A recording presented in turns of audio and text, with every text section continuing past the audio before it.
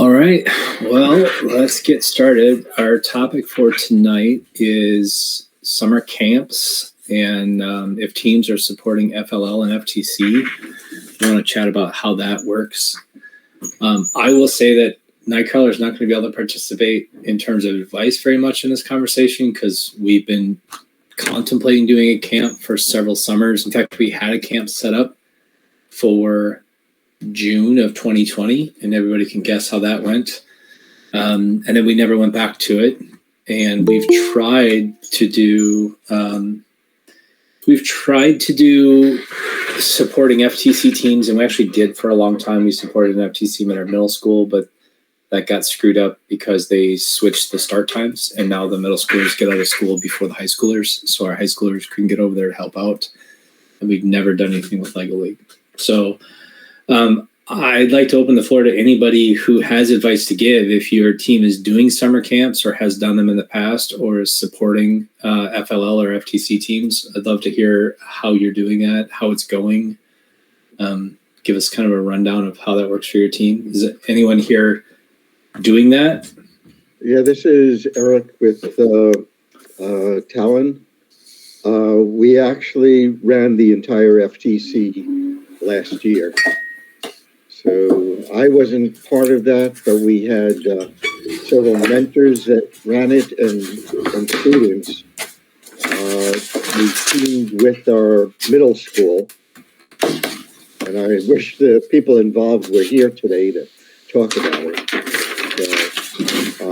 They did full dedication. I'm not sure there was quite a few teams. I think some of the teams actually did quite well, but it was a full-out effort.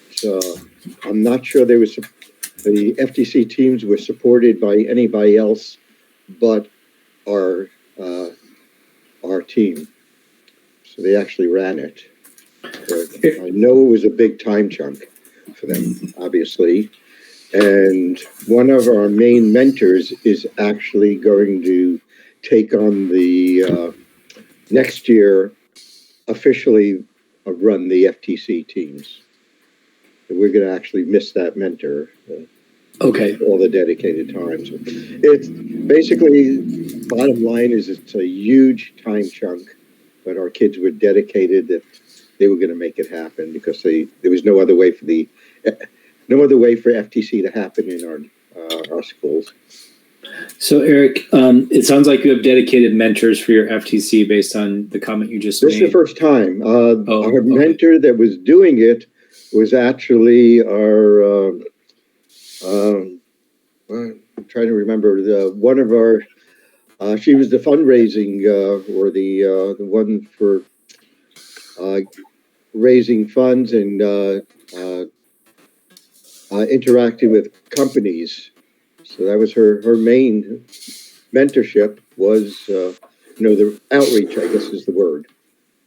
And she says she's not doing that this year because she's taking on FTC instead. And I guess she's expecting, she has similar sponsorship that a lot of our members of our team will volunteer to help out. And probably a lot of it happens in the preseason, at least. So that's how it could actually happen.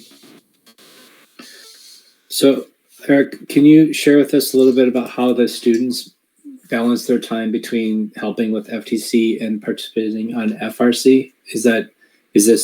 Do you have meetings that happen at the same time? Do you share a meeting space, or do you alternate days? So they're basically there every day of the week? I wish, as I said, I was not part of this. They had several days a week that they physically went over to the middle school to run it. So they were running it out of there. They were not running it out of the high school. Okay. I could not understand how these kids found the time. Right? That just blows my mind that they could do both. Oh, we actually have somebody who knows more than I do right now. I hope she can add to Eric. Lisa. So I'm Lisa Lamont. I'm on Talon as well. Ian, hey, I saw you at, I'm Riley's mom. So anyways, yeah, I was there for the FTC, FLL. We had our giant kickoff just yesterday. We had a big old STEM open house, and that's our big recruiter for both FLL and FTC, and we just we promote that all over the schools, and we get a lot of the principals to help to promote the event, and actually happen to have it across the street from the big community carnival that happens every year. So able to funnel some of the traffic over from the carnival rides over to our STEM open house. And we got a lot of kids signed up for FLL and FTC yesterday. And yeah, we'll start our kickoff. So we have a big kickoff meeting on the first day of when the game gets announced. So August 1st for FLL, and then September 9th for FTC. And we, I guess we try to promote it as a big, when you start with talent and when you start with the EP robotics, that we go from 4th through 12th grade. So we have mentoring going all the way through. So once you, even just starting as a 4th grader, you get to see, interact with the high school team, and you can kind of see your progression of where you're going to be because you're interacting with the high schoolers right from the start, and start to get comfortable in some of the, in the robotics room of the high school and stuff right from the start. And we are pushing, like Eric said last year for our FTC program, all of our high schoolers carpooled over to the middle school because we do have the timing. Our middle school ends after our high school. Scott, I heard you had that problem. Mm-hmm. So that worked out well for us. We carpooled over there. We did have limited. We didn't have enough high school support because it is such a giant commitment, and there is such a demand. Like the middle schoolers, we had to cap off enrollment once we had 60 kids sign up, and we're like, we don't have enough support to have more than that. So we had to cut off enrollments at that point. So we had 6 teams, 10 people, 10 kids per team, and that was giant. That's not a team size I would recommend. And because you just need so much support from the team members. And we were able to, like he said, like Eric said, we have a mentor, Ellie, who was fabulous. And she headed up the program, and she drummed up a lot of support from the parents because we realized that the high schoolers couldn't take on 6 teams of 10 kids and be successful. We needed to have more parent involvement. And so she drew in a bunch of parents to come and at least just to keep the space under control. We met 2 times a week with some occasional Saturdays, and we are looking for this next year to move the program over into the high school, to share space with the high school team, so that we can get more high school mentors to just stay after school. The time commitment works pretty well with the FRC season because it's still off season, and it ends up being a lot of just kind of training for the new team members. It was a great way to get our freshmen involved right away because they had just left the FTC programs. They had a lot of knowledge on the FTC, and then they got to be able to pitch in right away with the helping the FTC teams, and then we're familiar with the high school team that they could then in January then make that transition a little easier onto the high school team. So with your meetings at the high school, the middle school will get out of school, and then they've got a period of time to get to the high school and wait for the high school kids to get out of class? Is that with your start time issues or your end time issues, I guess?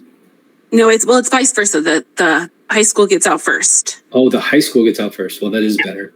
But if we can move it over to the high school, like I said, we're still trying to manage that. The middle school will bus the kids over because we have an activities bus that could take the kids straight from the middle school to the high school. Okay. So fingers crossed.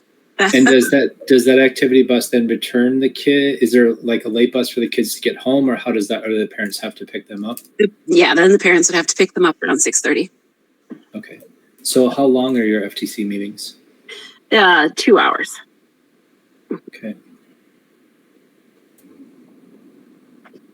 And that was twice a week and sometimes Saturdays. Exactly. Yeah.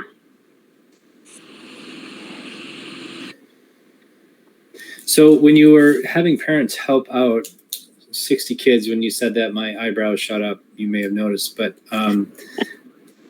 managing 60 kids, 60 middle schoolers. Can you tell us more about how you got adults and your high school students to what a meeting looked like, how you kept focus or made design decisions or accomplished tasks? How did you do programming with that many kids and probably not a lot of parents that knew how to code? Maybe you got lucky and got a lot of parents that knew how to code. We got lucky in one way that we had some FTC kids who had been on it the previous year and who would go from group to group. We kind of identified kids on each some of the returning team members who would be like subject matter experts that we could pass around from team to team and help the kids out. And the parents were more there in a supervisory function. It's really, I mean, I think it's a core part of our team is that it's the students who are doing the teaching. That our mentors are, for the most part, were there just to help if needed, but really to let the kids take the lead. So then are your FRC meetings later in the evening? We were having them on the off days. So Okay. we were not having them on the same days as the FRC I see. meetings. Mm-hmm. Okay. Did any of your teams make it to state? Not our FTC teams, no. So that's We one of did the have challenges that we've had in the past where we're like, all right, our last meeting will be such and such and our competition's the next day. And then the kids qualify for state and now it goes for another 3 months and we're trying to figure out how to manage that. Because that then does have a major conflict with the FRC season. It definitely does. And we did not come across that. So we didn't have to deal with that. Hopefully we'll come to the point where we do have to deal with it, but we don't have the knowledge base yet. I would say, yes, there were 60 kids, but these were 60 rookie kids. Sure. The last time we did FTC, our students made it to state, and it was interesting that and I think part of it was we got lucky with our matchups and the schedule, but we chose a robot design that could do one thing and do it well instead of trying to do all the things, which is sort of a strategy that, works well for FRC too, if you've got a team that can't meet very often or not a lot of kids. But I think a lot of our middle school students were frustrated when they got to the state tournament and realized that out of all the teams in the state tournament, they were one of only 3 teams at the middle school level. And while that was cool that you were playing against high school, I think they felt pretty discouraged when they went up against the competition that was mostly all high school teams. So it's sort of a blessing, but also sort of a curse too if you make it to state as a middle school team. Absolutely. It was super discouraging for our kiddos because we did sign up for the early. We ended up with the early slots for the competitions begin in the beginning of November. So not only did they have a shorter season, but the teams that tend to sign up for those early slots are the high school teams who are doing it as like a practice run first. And so we were up against the high schoolers right from the start. Got it. So I know that there are some discussions going on at our middle school because we did not do FTC this past year. They're trying to figure out how to restart it. And I know that we've got some really smart kids that were a 6th grader on the team, and they didn't get to do it as a 7th grader this past year because KnightKrawler said, look, we just can't make it work well. They're trying to figure out how to restart it. And their program has been an after-school program, 1 hour and 20 minutes, I think is all it was, because they have an evening bus that will take kids home after school activities. And so trying to meet only 2 days a week, and you really only get about 40 to 50 minutes of productive time out of kids twice a week. It's really hard and really restrictive. And because of the new start times, our high school students could only come for maybe the last 20 minutes. We've kind of said, look, it just isn't going to work for us. So now they're trying to figure out if they can restart it. I just don't see a way to do it as an after school program if they want help from the FRC team. But this is good information. The idea of saying, hey, we need parent involvement and actually getting that's encouraging. I don't know if we'll be able to get it at 3 o'clock in the afternoon, but maybe. I think you'd be surprised with a lot of the work schedules since COVID of the parents who are working from home and who have a little bit more flexibility. That was what we found.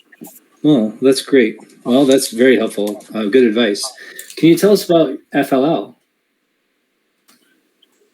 FLL works different because we do have it all parent coached. We do identify a talent, so a high school team member to mentor each team, but that serves more as a consulting role. They aren't required at every team meeting, and we, like I said, we had our kickoff yesterday, so we did a lot of recruiting, and I think we had 3 teams last year, and we'll probably have 3 or 4 teams again this year. I like to tell the parents when we are recruiting for it that because we do 4th through 6th grade, we like to let the kids take the lead as a parent coach to see if you have kids who just want to get together and play with Legos. Maybe they just meet once a week and they're just hanging out and playing Legos and just building some bonds. But then when they get a little bit older, some of our teams meet 2-3 times a week. Depending on parent support, but because it's the parent coached, it's up to them. So this actually, the FLL discussion, this seems like something that might be more achievable for our team. And we've also been taking the approach of, if we do FLL, maybe we can do it because it would be sort of a coach the coach type scenario, which sounds exactly like what you're talking about, where I don't think kids probably need a lot of help with Legos, or parents may not need a lot of help with building a Lego thing that could actually move a piece or pick up a piece. It's probably the motors and the programming, I'm guessing, which is something that I think our students should easily be able to sort of coach the parents who are coaching the elementary schoolers. So you've done this a couple of times now, is that right, Lisa? Or many times? Well, we've done it 2 years. This will be is this our 3rd year? I think this is our 3rd year coming in. And what kind of involvement do you think it takes to get parents up to speed on how Lego robotics works? Well, again, that can depend from team to team. When I coached when my son was in it, when I coached it, I had no clue what I was getting into. No clue. And we made it to regionals on the power of our project, not the not the actual programming, because I have 0 programming experience. But what was the original question? Sorry. What kind of support is typical to? So, if a talent is supporting FLL, what does that support look like in terms of helping the parents coach the team? What kind of involvement or skills are really needed? I'm trying to pull my son in because he was that person on the team, but it'll be a couple of minutes till he's available. Anyways, depending on the team. So Riley's team that he coached was like a 4th grade team. So he had really little kids, and it was he was helping them with building the robot, and he was helping them with learning the coding, and we let the parents decide how much they want to follow the guidance that FLL lays out there in all of the guidebooks, because you do not have to do everything, right? You can still have a team that is successful and has fun without doing everything in the guidebooks. And then vice versa, we had another team that was made up of 6th graders that had been on it at a previous year. They had seen how it kind of had gone. They were first-time parent coaches, but they were able to. We had their mentor, their high school team mentor. They ended up meeting like every single day of the week. And so that was a giant commitment. But again, they were following the lead that the kids took. And when the kids demonstrated that they had that kind of commitment and dedication, that was something that parents were able to support. I might be able to add something. A lot of changes have happened in Eden Prairie over the years. Quite a few years ago, it was fully supported by the Education Center in Eden Prairie. They provided all the facilities and places where support that parents could come in. We had places to, they had materials, they had Legos, and then that all shut down. So then it had to become parent-led. So it was a big transition. The one thing that is done every year, or had been, is there are educational courses that are held by, I forget who's running the regional in Minnesota, the FLL. It just passes my mind right now. But they would have classes for the parents and coaches on how to program and tips. So that's probably still going on, and one could take a look at it. And that is really helpful to learn. There's actually classes for the coaches and parents on programming. Yeah, through High Tech Kids. Oh, Exactly. High Tech Kids is doing this. Okay. So pay very much attention to them, because they are, so even if you don't know anything, starting out, then you could go through several of these classes that are particularly set up and learn how to teach your kids these things. They are not meant for the kids, they are meant for the coaches and parents. Then what the mentors do was more of a coaching the parents on how to run a team. What do they need to know, more than really getting into technical? So I've done it with when my grandson went through from third grade, and now he's going to be a senior in with the high school team right now.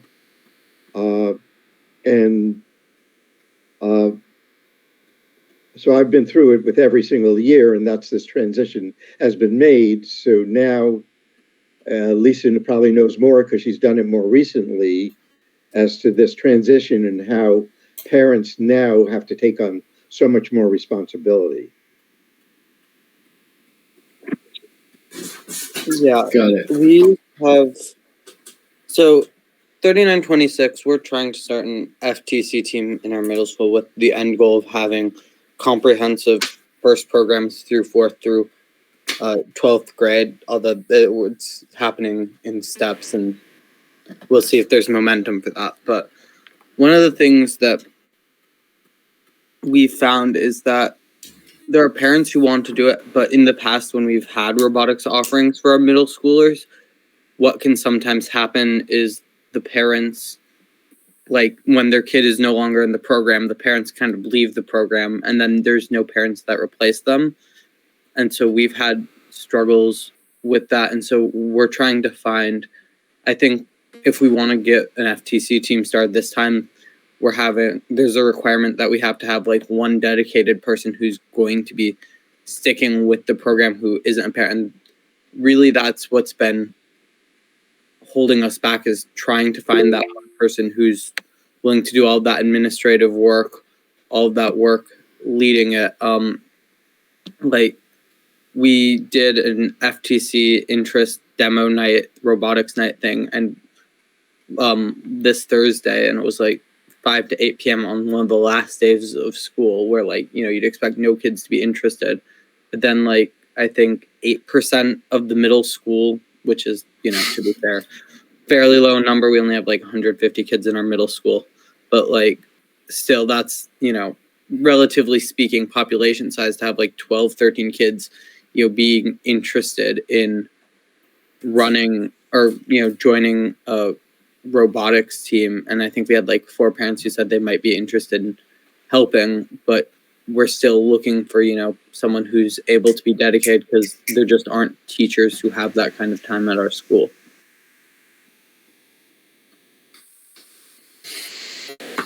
Tanya, you have something? I wanted to, go ahead, sorry. Sorry. Eric, why don't you respond to... Yeah, the thing is to find a parent who's gone through it, who's willing to say, yeah, I'm going to stay with it.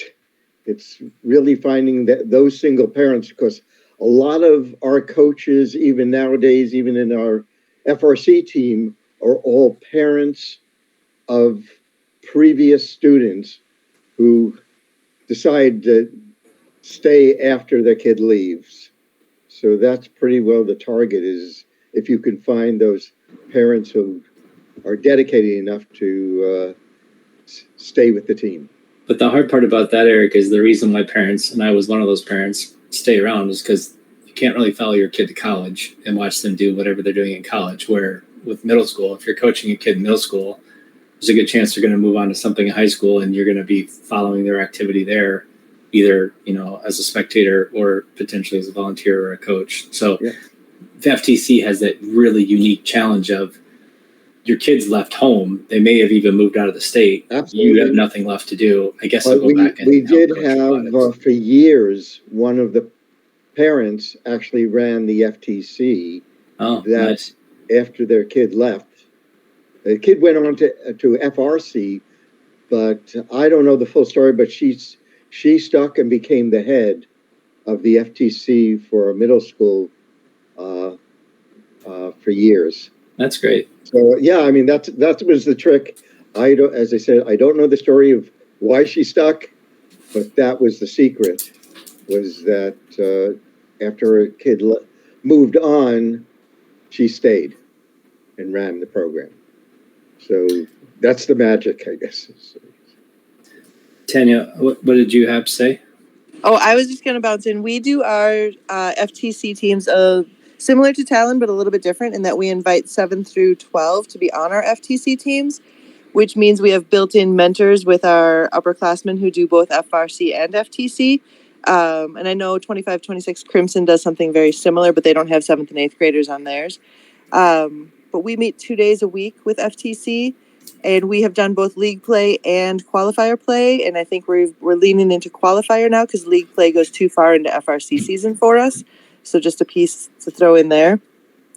We did go to state 2 years ago. It did get really, really tricky to go to state and try to balance the launch of an FRC season and the wrap up of an FT season at the same time, especially because it ended up being some of our best builders and coders from both teams that were on those teams. So we don't lean in. We don't get a lot of parent support. We have a lot of multilingual parents and not very many that are so far engaged. We do have 3 mentors that mentor all of our FTC, FRC teams from September until our season wraps up in FRC. Can you remind us what team you're with? Yeah, so we're with 3291. We're the Golden Pirates out of Brooklyn Park. So one of our coaches takes the lead in the fall. That's Mr. Moreno. He does all of the FTC teams, and I help him out. I do mostly paperwork in the fall teams and the FTC. We call it fall. FTC teams are our fall season. I do all the paperwork, the registrations, the grant writing.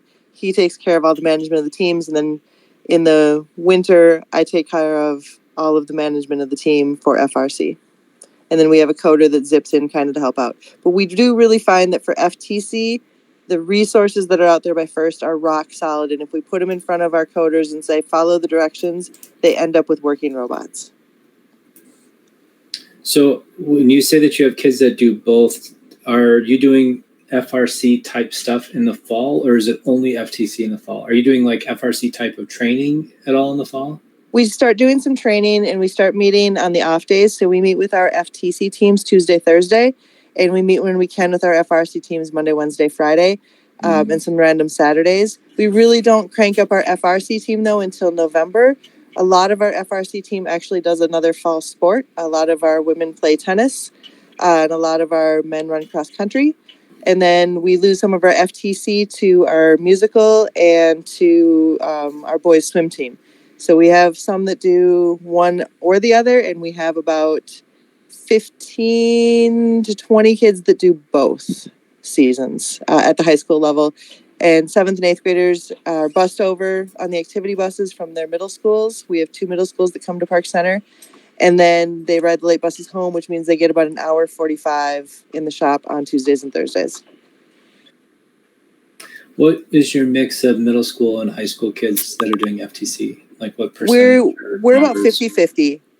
We're about 50-50. We tend to, this year, every year, Robert mixes up the teams a little bit different. This year he had kind of one, we called it a super team, where it's more of our FRC kids that are more experienced, with the caveat that if we let them be together on a team, they have to really support the other teams. And so we had one almost fledgling rookie team, and they were all middle schoolers, and then we had two that were kind of a combo. We also make a priority to make one all-female team. We think it gives them courage to come in when they come into our FRC teams, a little bit stronger in their confidence. I don't think they were ever lacking in their capability, but I think they come in more confident. So we run one all-girls team usually. So my math is right. That's 5 teams? We ran 4 this year. We ran 4 teams of about 12 kids each. We had about 48 this year total.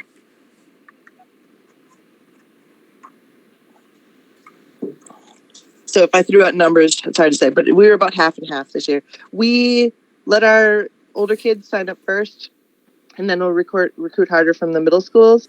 And this year we were filled up before we did too much recruiting at the middle school level. We could probably add more teams, and we're in discussions about whether or not we have the capacity to add more teams, both financially because they're expensive to get started, and just the manpower to run them and the space in the shop, because we do run all the teams at the same time in the shop.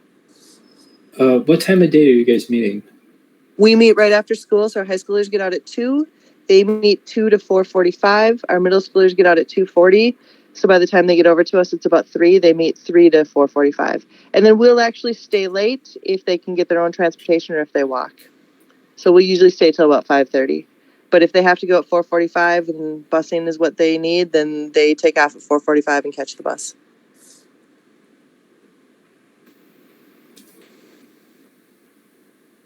This is great info. Thank you. So you mentioned that starting a team is expensive. What's expensive? How much are we talking about? To get the basic kit, you're talking what, $1,500 to get the basic build kit and the electronics kit that goes with the FTC team. And then it's $275 per team for first, and then it's like $300-ish for qualifiers for high-tech kids. So you're at about $2,000 a team. We usually get some grants from Boston Sci, but a new team grant is like $1,000. So, and a returning team grant is like $500. So the grants don't quite cover the cost. Okay, cool. Thank you. Lisa, do you know what the costs are for Lego League? What it costs to get the initial kit and then registration and competition fees? I know that I can cover, I don't remember the costs off the top of my head, but I know that if I set up a team with 6 team members, I can cover all of our costs. So if we charge $100 a kid. And how many was that? 6? 6 kids. So I guess it would be about Okay. $600. About $600. And does that include the kit of parts, basically, whatever that's called for Lego League? Or is that just... it includes the mat and the kit and the registration for just a single tournament. And then if you're a brand new team, then you would have to buy the Mindstorm. Exactly. You'd have to buy whatever the Mindstorm kit is that comes with that. And we have Mindstorm kits because it was run by Community Ed before. They've passed them on to us, so we could do more teams with the Mindstorm. But now they've made.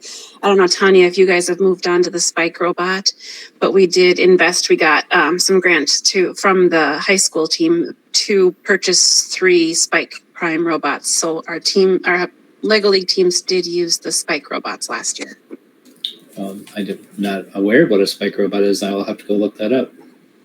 I think Spikes are their newer generation of Lego robots. It might be a controversial opinion, but I think they're a little more annoying to use.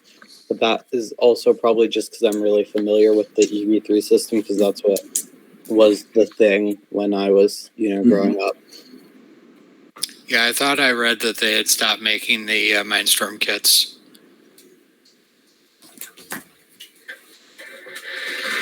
It's From what I possible. understand from my high school mentors who mentored the Lego League teams, at first it was just a little, like Ian said, they're used to the Mindstorm EV3, but once they started using the Spike, they definitely preferred the Spike robot kit. Okay. Is anyone running a Lego team that doesn't compete competitively? They're just doing it for fun. They're going through all the same process, but they're not competing. 3926 is doing something kind of like that, although also somewhat different. So I kind of talked about last week, but we're working with the Tony Sana Foundation, setting up their STEM offerings for underprivileged students. And right now they're doing a different thing through the Minneapolis STEM partnership, where I think it's called like Lego Sumo Robotics. It's basically, there's a circular arena that has white ring on the outside and then black on the inside. And they have to have two robots. Then one robot's just trying to push the other robot out. And so it's a lot more simple when there's like not necessarily the time commitment or dedication of mentors or students to be able to, do a more complicated thing. And so it really, it hits a lot of the basics of the kids have been, building robots. Last week, we taught them about gear ratios and how they could gear down the speed of the robots so they could push the other robots more. And, they're using the sensors to make sure they aren't driving out of the arena, which has been, the kids are learning a lot and they're really getting into the Lego robots. And I know that we're thinking about maybe helping the Sana Foundation convert it into an FLL team this fall, if that's where the students are interested in taking it. But it really just depends on the interest of the students, and because this is the first time they've had students, or I guess not students, but mentors in the capacity that 3926 students are playing of. We're sending 2 or 3 people every week to, help their 10, 12 kids, build their robots and work with the systems rather than them building blindly. And Ian, what age group is that the sumo robots? I think it's probably the same age range of middle schoolish, maybe late elementary school. Okay. That the students are in. Well, this is super helpful info. I don't know. Does anyone else have any questions about FTC, FLL, and the logistics of helping support a team? Oh, Jesse posted something. What's this, Jesse? That's the professional sumo robots. I don't know if you've ever seen. Oh, they're crazy. You can't even see them move. They're so fast. someone just posted a link in our Slack. Actually, I think I was the one who posted it now that I'm saying this, but it was about this mouse maze thing. That looked really cool. Let me see if I can find that and I'll post a link to that as well. Anyone else have any questions about Lego League or FTC? Because I do want to talk. I have some questions about summer camps for moving out of the competitive mood.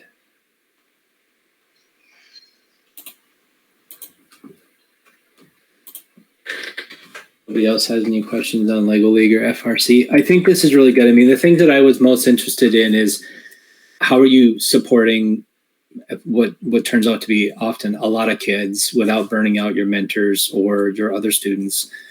And so some of these things on schedules or in how you're mixing your students, that's really helpful information to have. Other things around cost, which we've covered, when you actually, what time of day you guys are meeting. I thought this was all really good information.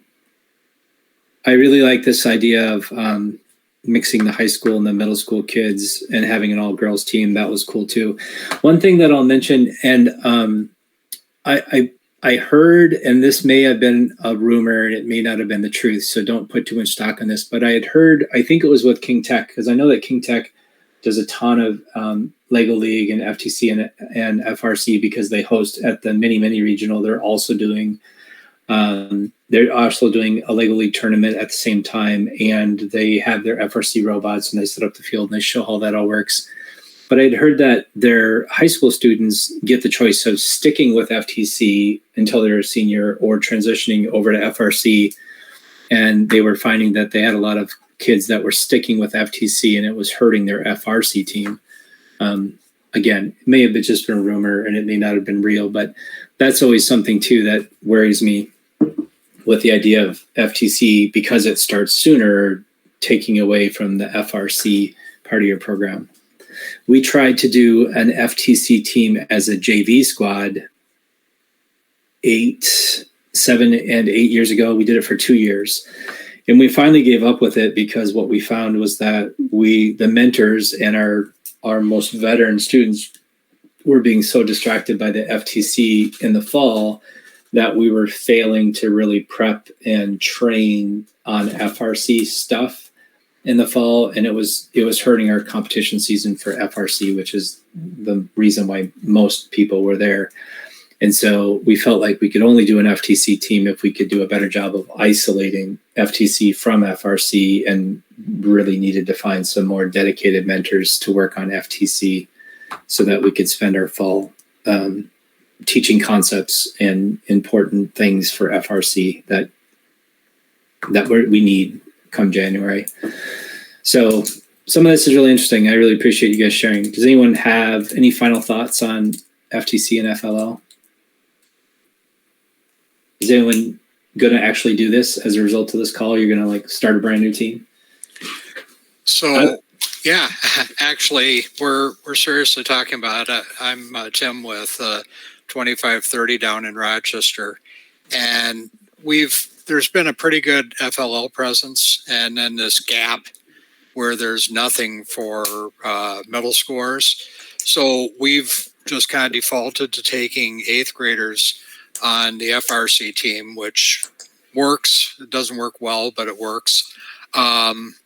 So we're actually in conversations with the school and community ed and stuff to start up some teams. So I was very intrigued to hear about costs and whatnot. And our FRC team is, I don't know if it's unique, but we actually extend across all 3 of the Rochester public schools, the high schools.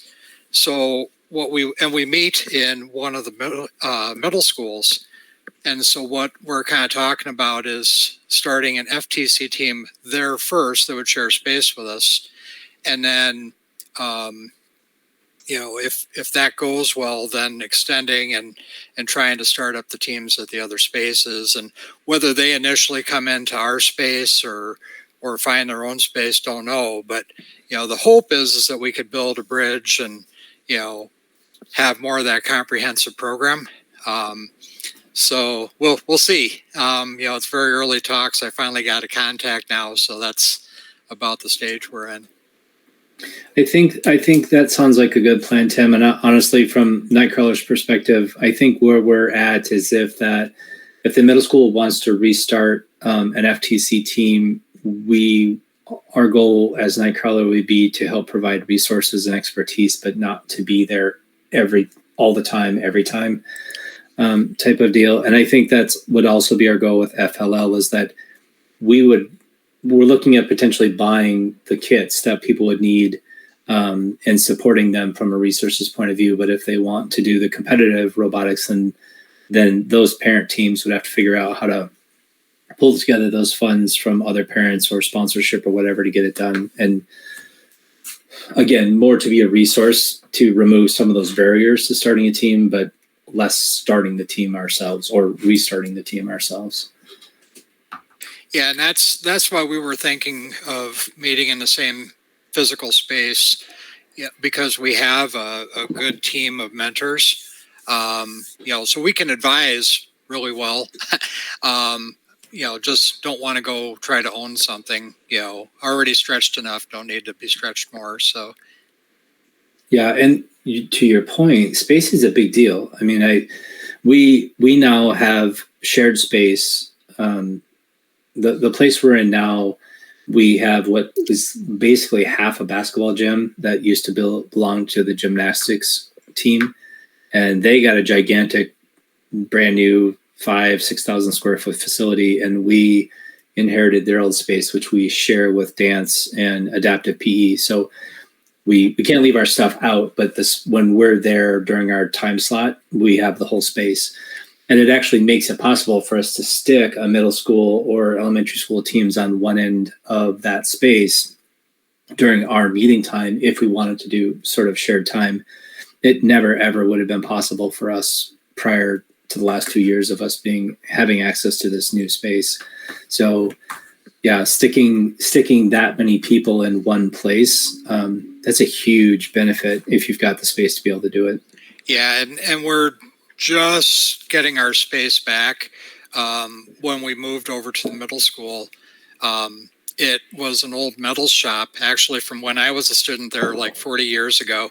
And it had just kind of become a dumping grounds. And so we renovated it and repurposed tools that were old when I was there, and really made something nice. And then they decided, oh, this is really nice. We should throw a classroom in there too. So we've been sharing for a few years, but they just built a new middle school in Rochester. So there's some decompression going on. And so we're just getting the space back to ourselves. So hopefully that means that we can keep it now. I'm going to put gates in front of the door and see if that keeps the classrooms out. But so wish me luck. No, we're struggling with space. With our football team wants part of our space for storage. Anyway, Lisa, you raised your hand.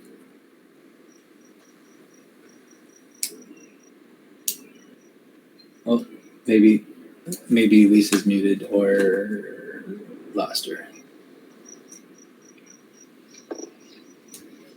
Okay, so Lisa, if you have a thought, hop in anytime here. Anyone doing anything that's not FIRST related for summer camps? Yeah, for sure. We do a summer camp. This year we're actually going to do 2 sessions. We use Tetrix kits for that, and start pretty young. It's both a fundraiser and a recruitment event. And we're going to new controllers this year that they're a microbit controller that seems to work a lot better. But these kits are something that a group of 2 or 3 students can put together pretty easily, and then we design a game that's loosely based on whatever the FRC competition was for the year for the kids to compete in. 3926's robotics camp. I think I've talked about it before in the roundtable. But we use this hummingbird system mainly because the school used to use them in their curriculum, but then they no longer use them in the curriculum. So they said that we could have them. But in terms of capability, it's a little more than Legos, and it's a little more complicated. Like, students have to wire the robots themselves, and all of that. But then in terms of making it, we like that has a lot more room for creativity. Of the students get to design their entire robot. We've been able to incorporate 3D printed parts, where the students have gotten to CAD it and then 3D print it, and then they've been able to incorporate on their robots. The way we've done that is we've had a challenge every day. We have like a challenge on Monday, Tuesday, and Wednesday, and then for the last 2 days, we have just one really big challenge. They have to make like a robot that grabs candy from a mountain of candy in like the center of the field, and they have to like compete against the other robots to grab as much candy as possible. But the kids usually end up designing, CADing, and then 3D printing like their own scoop, and then we'll get them all 3D printed out that night and then bring them in the next day for them to utilize. And you're doing this in 1 week? Yep, it's a full day camp. It's targeted towards middle schoolers. The 7th and 8th graders usually get the hang of it really quickly. Our school does 5th through 8th for middle school though, so the 5th and 6th graders usually need a lot more support, at least from our last year of doing it, where we are having about one 3926 member for every 2 students at the camp, especially for the younger kids in the camp. Older kids less so, and we also encourage the older kids to help the younger kids. But these really seem to work with the kind of wide gap where the older kids who, because we have Mindstorms, EV3s being used in our middle school curriculum already, they weren't being, bored out of their minds with doing the same challenges that they were probably doing, and they're getting to be a little more creative in how things are built. Like, I think one of our challenges is they had to build a Rube Goldberg machine using like the sensors and stuff, so it's not necessarily a robot, but it's still, within that realm. Then they connected all their Rube Goldberg machines up at the end. But like in the realm where it was really a lot of the things were self-paced, and in a way where the students were able to have that wide range of difficulty from, being a very much beginner in that realm to a very much, more able to utilize the system to its full extent. And then we also had breaks with some fun active games that were like a little engineering-ish related, but not really. It's mainly usually the main active game we did, at least because the kids liked it, was essentially the floor is lava, where they had to get the entire group from one end of the gym to the other end, and there was just random gym equipment like cones, mats, those little square scooter things. They had to figure out how to get everyone from one end to the other without anyone touching the ground, and that's always fun to watch them puzzle it out and go through the engineering process in a way to do that. That's cool. I like that idea. That would be a fun icebreaker thing for FRC when you have all your new students join in the fall. I'm gonna write that down. Anyone else doing camps in the summer? By the way, Tim, you had said that it was a fundraiser for you. Ian, are you charging? And can you guys share what you think is a fair price that you charge for robot camps? So we do charge for our camps, but there's been discussion on our team for how much we charge. I think we ended up we charged more this year than we did last year, because last year was our first year doing the camp.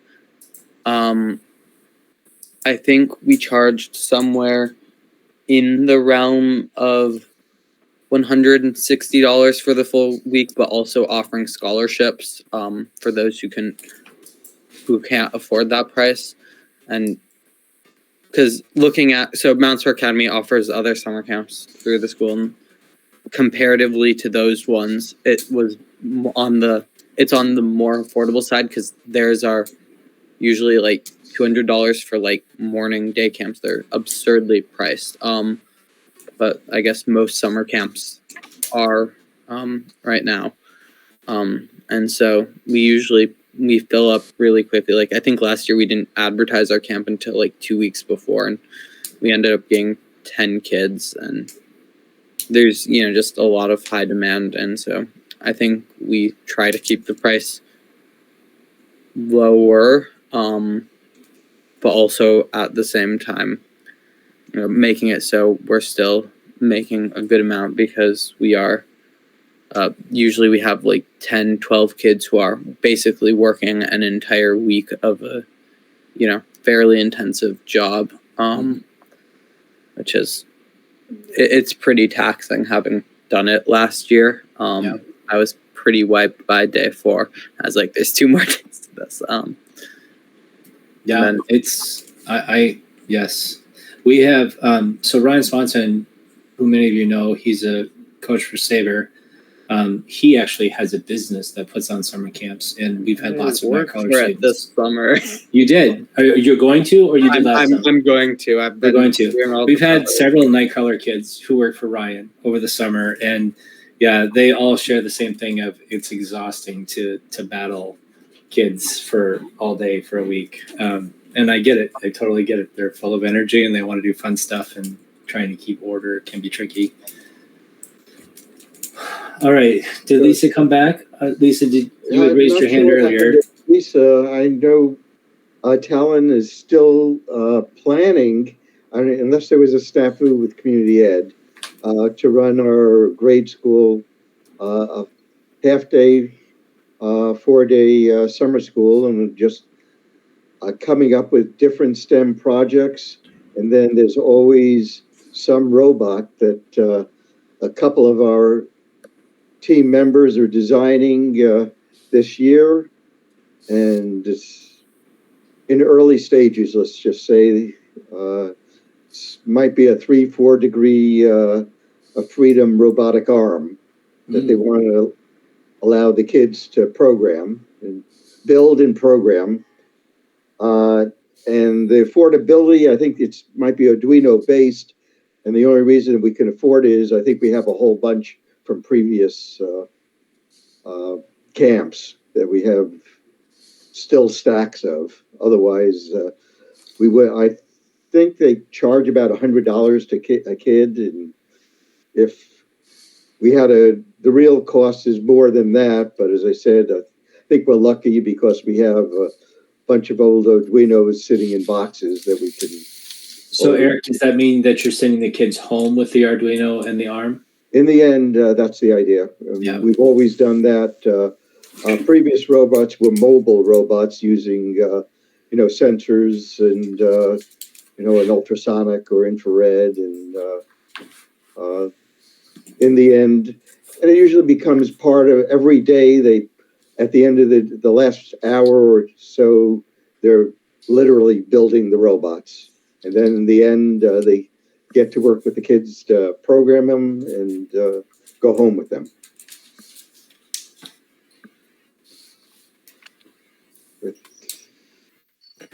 Hopefully that's. We do one thing up in our conference, or our hub, or whatever you want to call it, has a programming camp every summer, and that's kind of FRC focused, but we use the Romies a lot, and we partner with our local university, and it's a 2-day camp, and the kids stay over.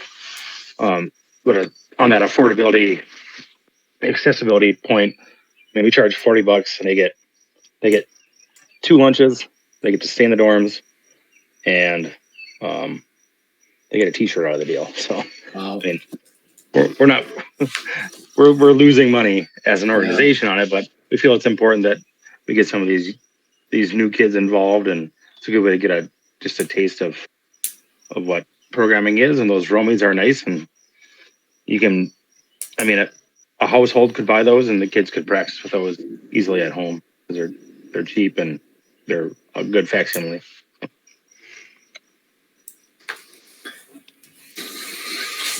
So we've traditionally charged $200, which is in line with a lot of other camps in the area, and that's for 5 half-day sessions.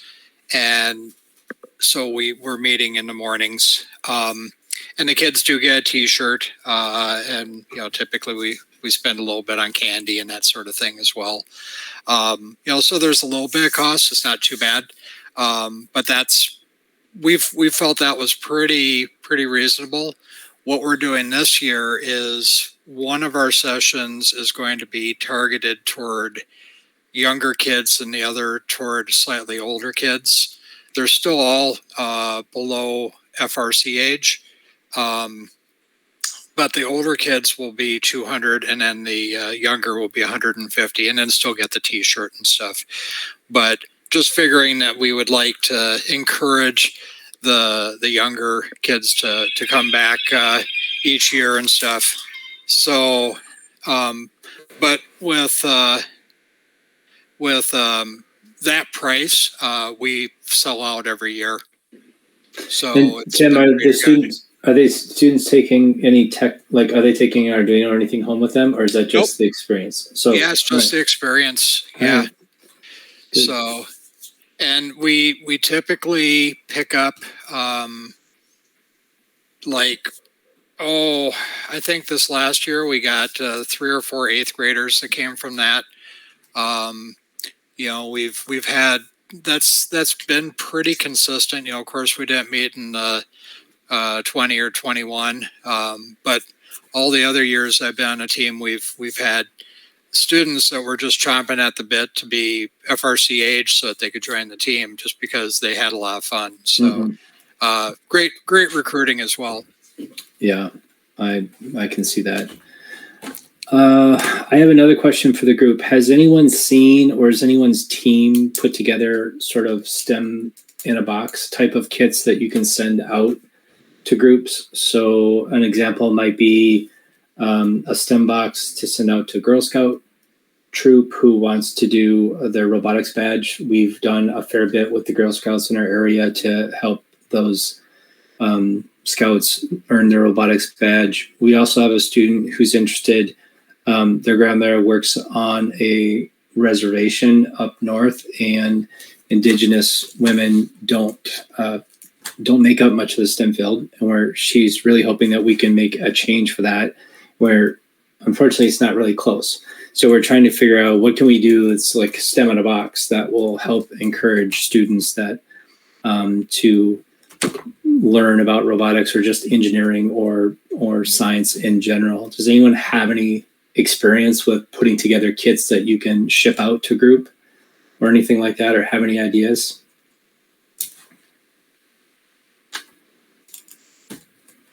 So we haven't done anything with shipping things out.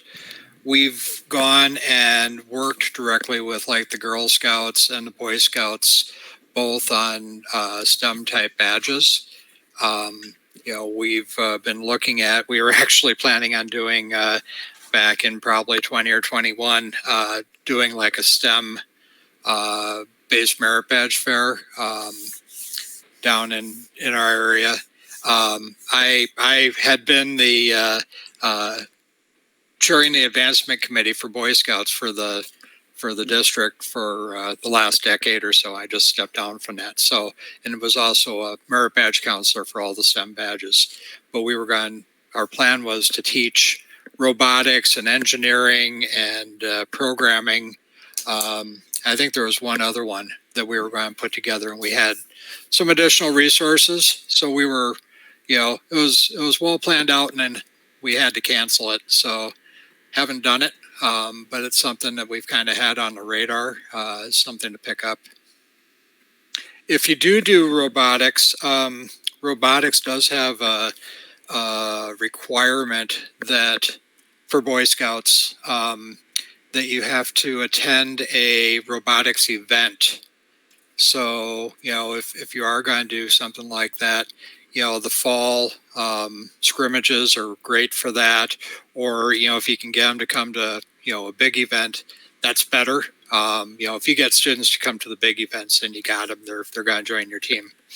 Yeah, I think we had 4 Girl Scout troops come to our Week 0 event. So in the morning, we held all of the requirements of the badge. And then, of course, they got to attend the Week 0 the rest of the day and watch the competition. It was really great. I think we're going to try to expand that next year for our Week 0 competition. But I agree, like it's so exciting for them to come and see all these high school students and all the robots. It's very exciting.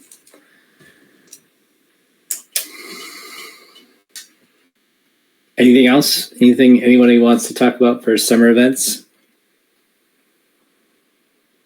Anybody do anything with drones or model rockets or anything like that? I'm kind of itching to do a model rocket thing, but the logistics of trying to pull that off, I don't know where to go to shoot model rockets so that you're not in violation of airspace and all that business. We have one of our mentors that is building a L2 rocket. So the big ones that you need to get licensed for start with L1 and then L2, and those you have a big range that you're doing them from. But he's been pulling in a bunch of the students from the team to help with 3D printing parts for this thing. Because it's like 48 inches tall. It's a big rocket. Yeah, I was thinking more like the Estes rockets. Yeah, baby rockets. Yeah. But even with us being in the city, and honestly, I'm on the glide path for a small airport. So our high school is right down the flight path that you would go to land at the county airport. So yeah, we'll see. But anyway, anyone Anything else anybody wants to add to this entire conversation we've had tonight? Otherwise, I have a question for the group. Going once, going twice. All right. How much longer do we want to do this? So it's going to be summer, people are out of classes. Is this going to be our last Sunday night call, or what are we going to talk about going forward?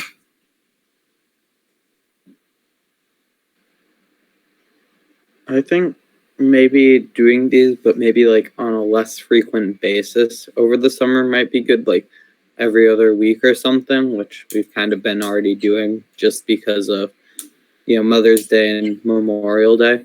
I think, because I think there's still a few more, discussions I think worth having. Like I know we wanted to do one on equity last week, I think, right? Okay, we can put that on the list. Any other topic ideas people want to chat about?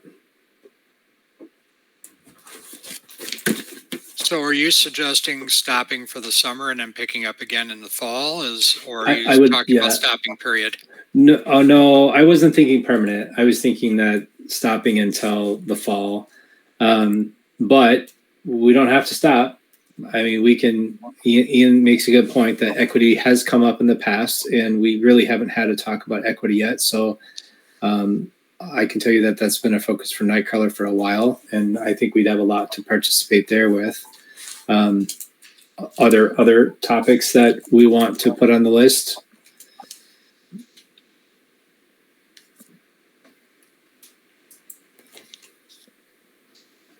I'm okay with switching to an every other week schedule as well, if that makes more sense. I think that when we start getting to the point where we only have 10 people that join our call, what I worry about is the viability of just keeping it going through the summer. Yeah, I know, like for me, just even, as the year's kind of wrapping up, and I'm not even in education, but as the year just kind of wraps up and it gets busier this time of year, I find myself, just kind of saying, I got stuff tonight and I'm going to watch it on YouTube. And I do watch it, pretty, regularly. And so I value that it's out on YouTube, but I think that's better if it's an actual discussion, especially if you're going to talk about, diversity and that sort of thing. Yeah, and I think that might be a conversation to better have, like when we have a bigger group in the fall. Might be interesting if, like, over the summer we do like almost, I know we kind of did one 2 weeks ago when Isaac gave his great demo on the beginning on shape for FRC. And so, like, I would probably be confident in leading a demo on like basic, tank drive coding or basic swerve drive coding or like basic electrical systems for FRC. And then we could maybe create like almost a resource of a bunch of, basic trainings for, people to have, or even just like, at the beginning of the season, show the coders the replay of this one video that shows them how to code a tank drive. And then, they're able to follow along with it. Because I know that right now the video resources are a bit out of date. Like I know the one that I originally used to teach myself back in 2021 was a 2018 one that I was updating a lot of stuff to get it to work with 2021 code. And if I gave that video to any new coders this year, it wouldn't even be worthwhile just because, the updates change a few things every year. And after a while, it changes enough where it's, Yeah, and that's the point you bring up is a really good point, especially for coding, is that when you've got somebody who's brand new to code, getting stuck can be a killer, right? If they can't figure out how to get themselves unstuck, or you don't have somebody there to help them get unstuck, then that can be the end of their interest in trying to learn how to code. So having good up-to-date tutorials and complete tutorials that don't make any assumptions that someone understands something and just gloss over it is so important.